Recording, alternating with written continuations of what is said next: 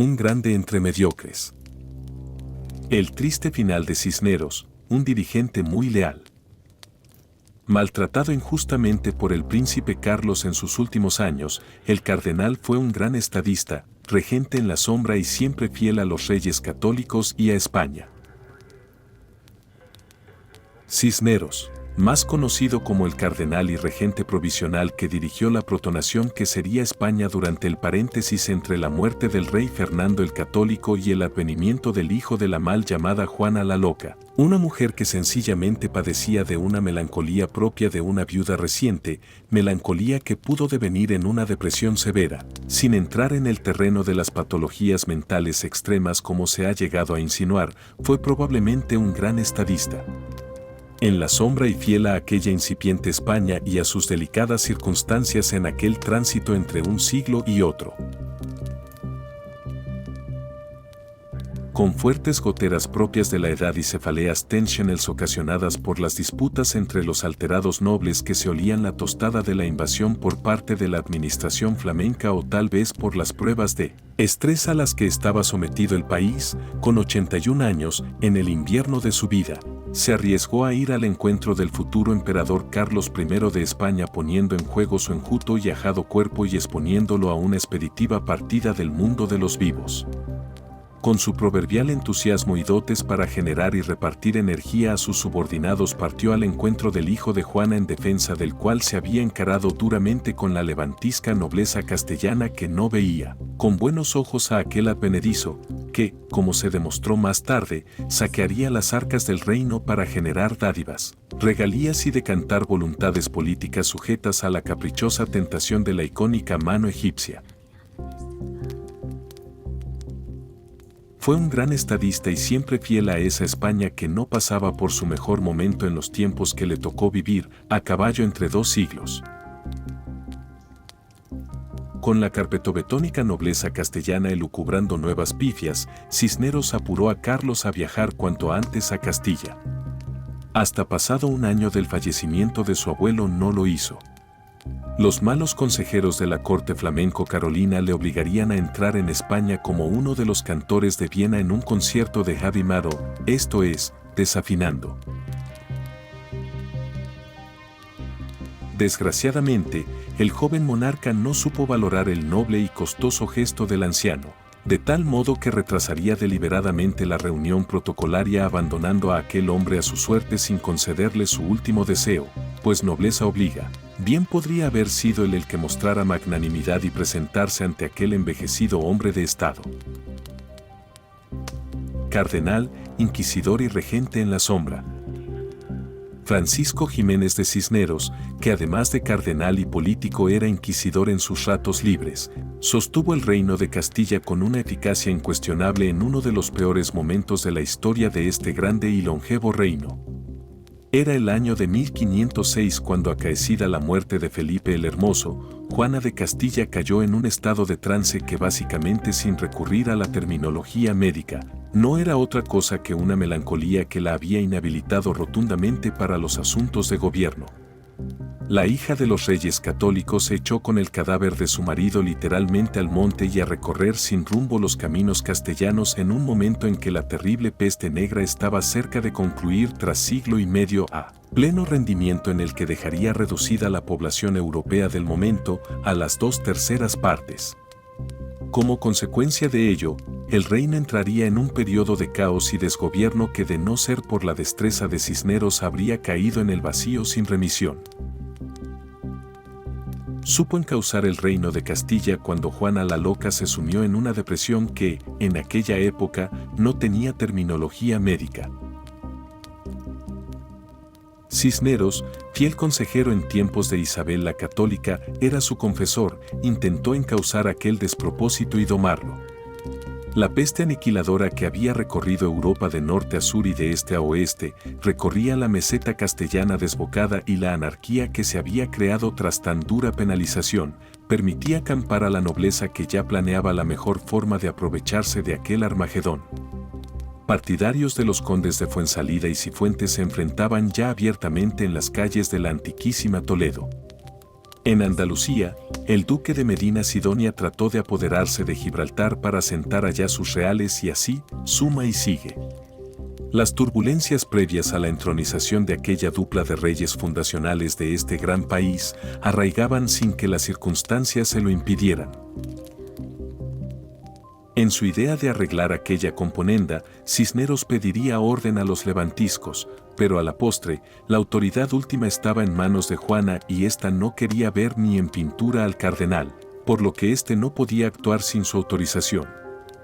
Fue entonces cuando el atribulado tonsurado escribiría a Fernando el Católico conminándole a que regresara de las tierras de Nápoles en las que Aragón tenía barra libre, y que en buena parte eran reinos suyos por derecho de conquista. Las reencarnaciones políticas. Fenecida la enorme reina que fue Isabel de Castilla, la nobleza local se había decantado por el picaflor de Felipe el Hermoso, que ciertamente era un sujeto apolíneo pero escaso de entendederas, para el que la vida se dividía una dicotomía muy sencilla, faldas o sábanas, un hedonista de manual fiel seguidor de Dionisos que integraba la clásica dicotomía literaria. Todo hay que decirlo, los castellanos no veían con buenos ojos al viudo de Isabel, al que despectivamente llamaban el catalán. A pesar de que era un aragonés de la dinastía castellana de los Trastámara, de sus antecedentes como gran gestor de ambos reinos a la limón con su consorte y de sus credenciales e iniciativas que daban para rellenar un currículum cum laude, la nobleza díscola de la meseta veía peligrar sus prebendas con el ilustre y autoritario viudo.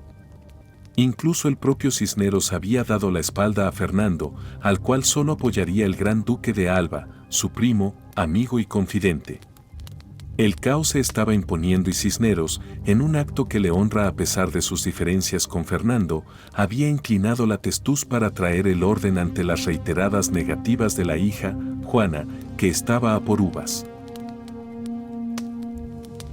En el verano de 1507, la inactividad política y la parálisis que embargaba al reino de Castilla cesó como por arte de ensalmo.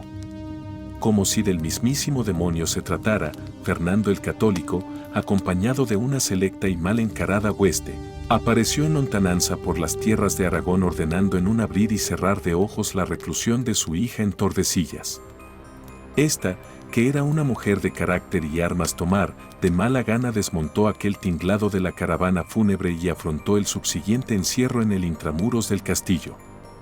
El rumor de la llegada de Fernando y su potente contingente de selectas tropas actuaría con la misma eficacia de una sobredosis de Lexatin, calmando a la montaraz nobleza ipso facto. Todo un reto. Fernando, que era un estajanovista a pleno rendimiento, gobernaría Castilla hasta su muerte, periodo en el que se anexionaría el reino de Navarra, devolviendo serenidad y orden a la atribulada población y generando una confianza y estabilidad económica sin precedentes. Cuando falleció el 23 de enero de 1516, se cuenta que, sometido a la fuerte demanda horizontal de su exigente, apasionada y joven esposa Germana de Foz, que lo tenía todo el día a base de zumos de cantárida y otras pócimas afrodisíacas de nombres impronunciables, el desmejorado y viejo rey dejaría escrito que su nieto, el flamenco Carlos, debía heredar los vastos reinos hispánicos ante la más que evidente incapacidad de su hija Juana. Algunos historiadores proponen que fue un acto de machismo flagrante hacia la reina y que su enfermedad no era tal, por lo que el cardenal Cisneros debería de ejercer como regente de facto de Castilla.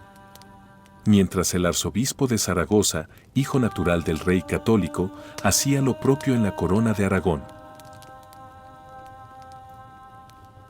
Gobernar Castilla fue un reto aceptable para el experimentado cardenal. Esta figura central de la historia de la naciente España había sido producto de un estrato social sin posibles e hijo de unos hidalgos pobres, pero si algo tenía, era un instinto político incuestionable y asombroso. En su corta regencia, pudo entregar al flamenco Carlos V aquella espectacular monarquía alzada por los reyes católicos intacta y saneada. Frenó a la revolucionada nobleza al tiempo que defendía Navarra de un intento de invasión francesa. Asimismo, abortaría bajo su mandato los intentos franceses de apropiarse de Nápoles y Sicilia, expectativas que costarían a Francia más de un siglo de humillantes derrotas consecutivas. Siempre fiel a los reyes católicos, Cisneros tenía algo innegable, un instinto político asombroso. Su fidelidad hacia Isabel y Fernando y por extensión hacia la voluntad de este último proyectada en su nieto Carlos, estaba fuera de toda duda. Solo Guillermo de Croy, el consejero de cámara del belga y futuro emperador Carlos I, desdeñaría los esfuerzos y capacidad política del incombustible Cisneros, que boicotearía hasta el último momento el encuentro de ambos cuando el cardenal ya estaba al borde de la muerte.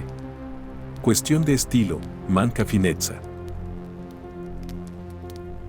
Metido de hocicos en un pantano aritmético político, Cisneros trabajó con sutileza, denuedo y eficiencia desde las sombras para preparar a conciencia la llegada del heredero, en parte, neutralizando a las facciones castellanas más reacias que defendían como mejor rey para Castilla al hijo pequeño de Juana, Fernando de Habsburgo, que como valor añadido, había nacido y crecido en España. El cardenal además se encargó de salvar las impedimentes legales para que el flamenco Carlos pudiera ser nombrado rey en vez de gobernador como correspondía mientras Juana estuviera viva. Acompañado de un fuerte contingente de la Guardia Real, convocaría en su residencia de Madrid a la alterada nobleza para notificarles la petición del futuro emperador. A los disconformes les hizo entender que no se trataba de una mera consulta, sino de la voluntad del rey. El caso es que este espadachín de la alta política, entre persuasión y diálogo, palo y zanahoria, encontró una solución de compromiso para que madre e hijo conservaran ambos el título.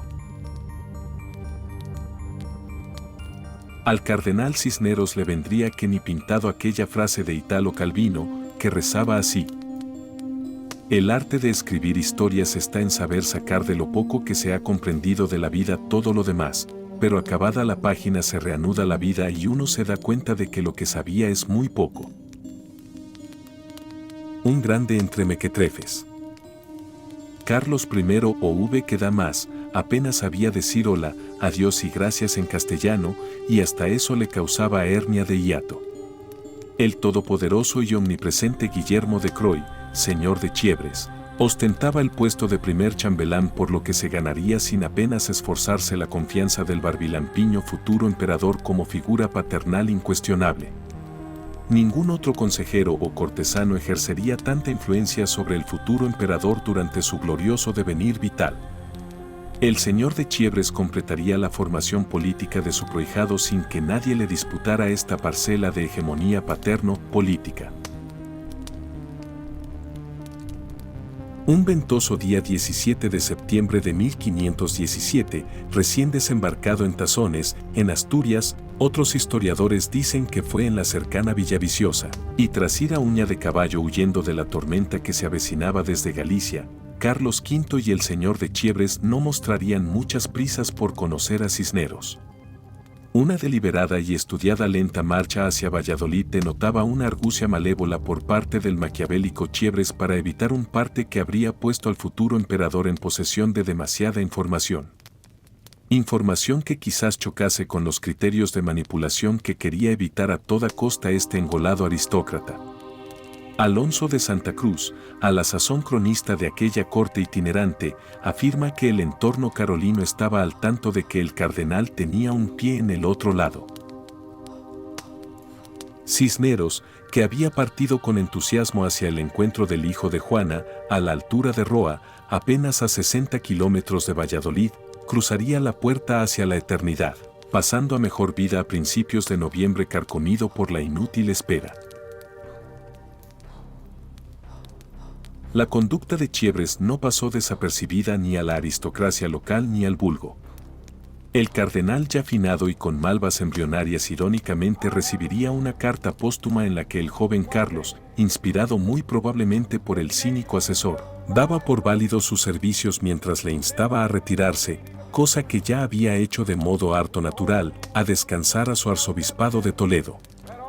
Juan Ginés, el cronista de Sepúlveda, recoge el sentir de los castellanos al ver el final de época y de su bien amado tonsurado en los siguientes términos. Habiendo muerto, recibió una irónica carta por parte del joven Carlos que daba por válidos sus servicios y le instaba a retirarse. La muerte de un varón así resultó más preocupante a los castellanos, porque se le consideraba la única persona que con su autoridad y discreción podría guiar las acciones y decisiones de un rey muy joven aún, nacido y criado fuera de España y no educado en las costumbres de los españoles. El futuro emperador avaló y consintió las muestras de desprecio ignorando lo mucho que iba a echar en falta a este hombre de Estado, pues solo él podía evitarle las conspiraciones y diretes de la cabreada nobleza castellana. Carlos V sería recibido con bastantes recelos habida cuenta que su conocimiento de la lengua local era inane, por no decir vergonzosamente ridículo, a sabiendas de que iba a gobernar el reino más poderoso de la época. El hecho de no ponerse las pilas en este especial capítulo tan vinculante emocionalmente para los castellanos le convertiría en un antipático de manual. Chievres y su muro protector habían triunfado. Lo peor estaba por venir. Los estallidos sociales. En la génesis del reinado de Carlos I de España y V de Alemania, el principal ministro flamenco entendía la incorporación de nuestro país y la vasta miríada de territorios como una mera cuestión económica. Había sacado la calculadora y se había puesto a sumar hasta que de tanto añadir reinos y casi se le salen los ojos de las cuencas. El caso es que se le fue la olla al verse cual nuevo Soros o tío Gilito y se dedicó a repartir cargos y prebendas entre los nobles flamencos que le acompañaban, entre los cuales, por cierto, ni Dios hablaba castellano. Para resumir, es como si te atracan unos guiris al grito de «Banzai» y te despojan de los ahorros de toda la vida. No hay que olvidar que nuestro bienamado emperador había ganado su corona en una disputada puja contra varios pretendientes que casi estallan la banca en aquella casa de apuestas. Adriano de Utrecht se llevó en suerte el arzobispado de Tortosa, que era una auténtica fábrica de billetes por la enorme capacidad de recaudación que conllevaba. El sobrinito de Chievres, un estirado Fideo Barbilampiño con sus recién estrenados 20 añitos, se metió entre pecho y espalda la diócesis del arzobispado de Toledo, lo cual suponía una recaudación de pasta gansa, pues era la que más facturaba de todo el país, precisamente el puesto que había dejado aquel prohombre llamado Cisneros. El caso es que la gente estaba un poco mosqueada con aquel atropello. Las muertes del rey católico y de Cisneros generaron en la mastodóntica institución que era la Iglesia española el síndrome de la memoria de perro, algo que no se olvidaría fácilmente. En esa memoria de todos estaba todavía coleando la ofensa a Cisneros, las terribles secuelas acaecidas tras el alzamiento de los únicos que dieron la cara ante aquellos atropellos, los comuneros, un estallido social, 1520 a 1521, más que justificado ante la magnitud de aquel expolio y la indigestión de una gobernanza dirigida por extranjeros. Mientras, los encendidos y agraviados curas lanzaban soflamas y arengas desde los púlpitos extendiendo la rebelión, mientras alimentaban con invectivas de toda laya la mala imagen, por otro lado merecida, contra el mal gobierno del rey, aunque en el fondo, probablemente, y esto entra en el terreno de lo especulativo, lo que veían era peligrar sus jugosos ingresos y privilegiado estatus al verlo pasar a manos de los foráneos. Carlos V había entrado como un despistado elefante en la sección de perfumería del corte inglés. En memoria de todos seguían la muerte de Cisneros, los comuneros o la indigestión de una gobernanza dirigida por los extranjeros. Este hombre austero y monacal, religioso hasta la médula, pondría especial énfasis en que los encomenderos no abusaran de los nativos en el Nuevo Mundo. Su herencia siempre fue y será la de un hombre de Estado, algo que se echa de menos en la actualidad por estos pagos tan frentistas. Tomaría las riendas de la corona de Castilla en sendas ocasiones, una por la incapacidad técnica y psicológica de la reina Juana entre 1506 y 1507, presidiendo el Consejo de Regencia tras la muerte del redomado y fugaz Perillán, que era el asaltacamas llamado Felipe el Hermoso, hasta que desembarcó Fernando el Católico a la sazón en Italia. Allá por el año del Señor de 1516 volvería a asumir el gobierno tras el fallecimiento por agotamiento del rey Fernando y en espera de la entronización de Carlos I de España. Cisneros sería muchas cosas, y quizás su único baldón fue el de ser un severo inquisidor digno nieto sucesor del malvado Torquemada. Su obra magna, la Biblia políglota, traducida al hebreo, arameo y griego clásico junto con el latín de la Vulgata, ha pasado a la historia como una obra de orfebrería literaria clásica. Luchó a cara de perro contra la maloliente simonía, compraventa de cargos eclesiásticos y prebendas espirituales, pero de lo que no cabe duda es de que su visión de estadista a lo largo de la historia de nuestro país dejó una huella profunda y una receta a aplicar. Lamentablemente, hoy por hoy no se ven políticos de aquella talla en la costa.